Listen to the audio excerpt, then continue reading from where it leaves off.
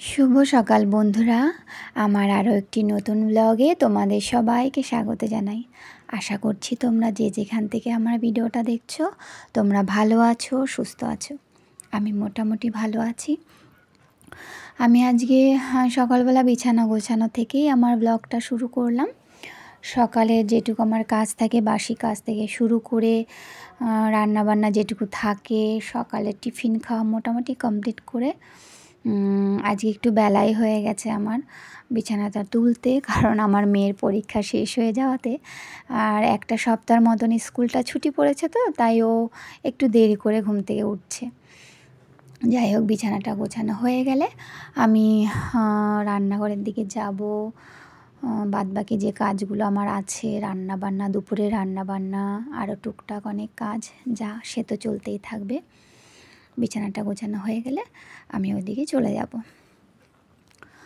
আর আজকে কদিন ধরেই মিষ্টির বাবার কাজের একটু চাপ আছে, তাই অনেকটা সকাল সকালই বেরিয়ে যাচ্ছে। আর বুঝতেই পারো মানে সকাল সকাল বেরোনো মানে আমারও কতটা তাড়াহুড়ো লাগে। যাই হোক, তাই বাসি কাজ অনেকটা পরেই আমার করতে হচ্ছে কদিন ধরে। আবার ওর বাবার টাইমটা ঠিকঠাক হয়ে গেলে আবার আমার কাজের টাইমগুলোও ঠিকঠাক হয়ে যাবে। দেখো, বিছানাটা গোছানো হয়ে গেল। আমি এবার রান্নাঘরে এসেছি। আজকে না মাছের মাথা দিয়ে মুগ ডাল করব। তারপর দেখি আর কি করা যায়। মাছের মাথাটা রয়েছে, আর এটা কাতলা মাছ না রুই মাছের মাথা আমি তো বুঝতে পারছি না। যাই হোক, মাছ আর মাথা দুটোই এনেছিল। মাছটা গতকালকে খাওয়া হয়েছে আর মাথাগুলো রেখে দিয়েছিলাম। আর এই ডাল করব বলে, মানে অনেক দিন বাদে মাছের মাথা দিয়ে ডাল করব, জানো তো।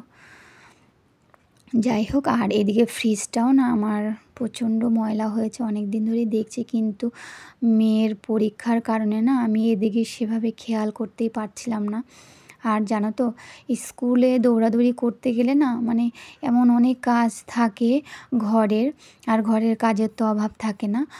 হয়তো সেই কাজটা করতে অনেকটা সময় লাগবে, এই স্কুলে দৌড়াদৌড়ি করতে গেলে আমি সেগুলো করতে পারি না। স্কুলটা ছুটি থাকলে আমি আবার একটু সময় নিয়ে করতে পারি। আর ধরো ফ্রিজ পরিষ্কার করে, এমন অনেক কাজ আছে যেগুলো একটু সময় নিয়ে করতে হয়, তাই না। আর দেখো, ফ্রিজটা আমি পরিষ্কার করে নিচ্ছি।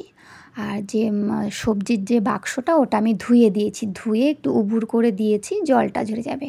বন্ধুরা, আজকে আমার ব্লগটা তোমাদের ভালো লাগলে অবশ্যই একটা লাইক দিয়ে পুরো ভিডিওটা দেখো, কমেন্টে জানিও কেমন লেগেছে, শেয়ার করো আর সাবস্ক্রাইব করে আমার চ্যানেলটির পাশে থেকো।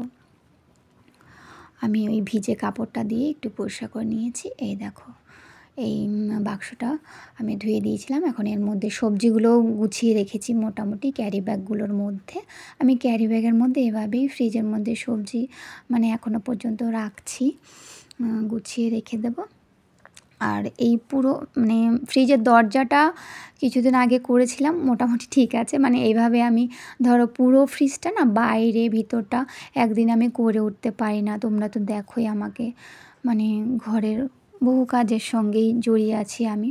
যাই হোক, স্নান দান করে একতলার ছাদে আমি জামা কাপড়গুলো মেলে দিয়েছি, আর দোতলার ছাদে এসছি একটু দরকারে। দেখো কি সুন্দর ঝলমলে আকাশ, তাই না, অসাধারণ লাগছে। মানে রোদে না চারিদিকটা খা খা করছে, মানে যখন রোদ উঠছে মানে কি বলবো, রোদটা বেশ গায়ে লাগছে। আর এত সুন্দর একটা আকাশ।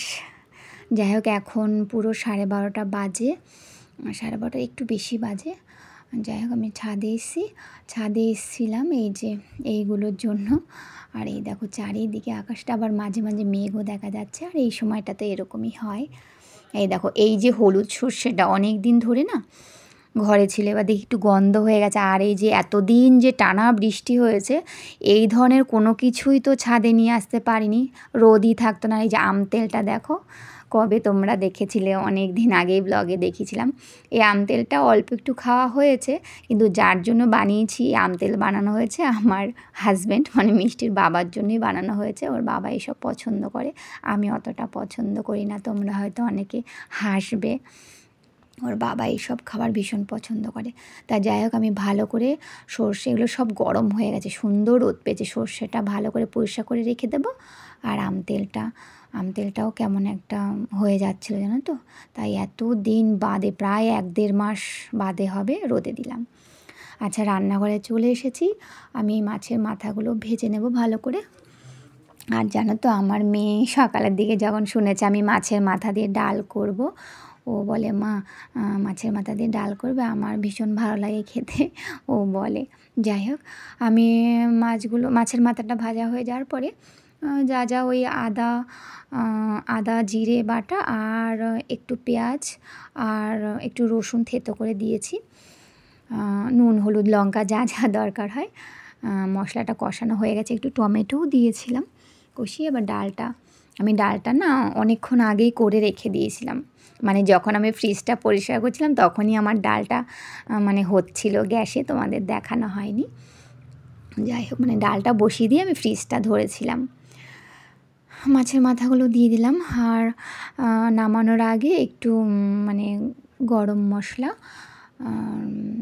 গুঁড়ো দিয়ে আর সামান্য একটু ঘি দিয়ে দেব। ঘিটা আমি মানে অনেক আগে দিতাম না, কিন্তু মিষ্টির বাবা বলে একটু ঘি দেবে, ভালো লাগে। অবশ্য এটা আমার মাও বলতো, যাই হোক ঘি ঘরে থাকলে দেওয়া হয়। ব্যাস, ডালটা আমার হয়ে গেছে, আমি নামিয়ে নেব। আর জানো তো, আমার এই রান্নাঘরের সামনে যে জানালাটা আছে, জানলার সাথে যে বাড়িটা, ওই বাড়িতেও কাজ হচ্ছে। জানলাটা সামান্য একটু খোলা আছে, আর রান্নাঘরের দরজাটাও দেওয়া, কারণ দুদিকে ওই যে তোমাদের বলেছি বাড়ি হচ্ছে, দুদিকেই এত ধুলোবালি ওড়াচ্ছে, মানে পাগল অবস্থা সবার, জানো না, বাড়িতে। যাই হোক, ডালটা আমার হয়ে গেছে, আমি এখন নামিয়ে নেব। এই দেখো, আর গোটা গরম মশলা, তারপরে গোটা জিরে, তেজপাতা, শুকনো লঙ্কা, এগুলো ফোড়ন তো দিয়েছিলাম। যাই হোক, এভাবেই আমি মানে মাছের মাথা দিয়ে ডাল করে থাকি। আর হচ্ছে গিয়ে একটু মাছের মাথা দিয়ে ডাল করতে করতে ভাবলাম একটু পটল পোস্ত করব। অবশ্যই পটল পোস্তর মধ্যে আমি ওই 1 চামচের মতন না একটু সর্ষে বাটাও দিয়েছিলাম, বেশ ভালো লাগে। আমি এই পটল পোস্তটা শুধু মানে বিয়ের প্রথম শুধু ওই পোস্তটা দিয়েই করতাম, সর্ষেটা দিয়েছি মানে ওটা আমার মাথার থেকেই বেরিয়েছে, সর্ষেটা দিয়েছি আমি অনেক পরে। যাই হোক, এভাবেও খাই, ভালো লাগে বেশ, খারাপ লাগে না। যাই হোক, আর একটু টানিয়ে নেব, ব্যাস। এই দেখো, হয়ে গেল রান্নাটা। ভিডিওটা আর বড় করব না বন্ধুরা, তোমরা ভালো থেকো, সুস্থ থেকো, সাবধানে থেকো। তোমাদের সাথে আবারও দেখা হবে আরও একটি নতুন ব্লগ নিয়ে। অবশ্যই জানিও আমার এই রান্না দুটো, আজকে বেশি কিছু না, আমার এই রান্না দুটো তোমাদের কেমন লেগেছে অবশ্যই কমেন্টে জানিও, ঠিক আছে?